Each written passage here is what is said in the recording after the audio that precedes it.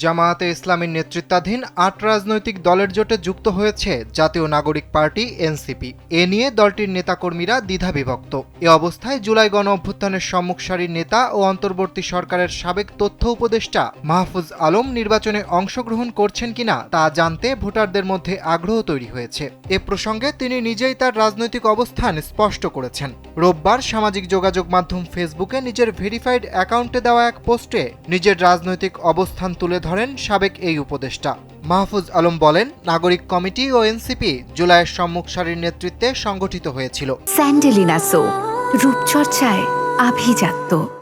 এ দুটি সংগঠনে আমার জুলাই সহযোদ্ধারা থাকায় গত ১.৫ বছর আমি চাহিবামাত্র তাদের পরামর্শ, নির্দেশনা ও পলিসিগত জায়গায় সহযোগিতা করেছি। ফেসবুক পোস্টে তিনি লেখেন, বিদ্যমান বাস্তবতায় আমার জুলাই সহযোদ্ধাদের প্রতি সম্মান, স্নেহ এবং বন্ধুত্ব মুছে যাবে না। কিন্তু আমি এই এনসিপির অংশ হচ্ছি না।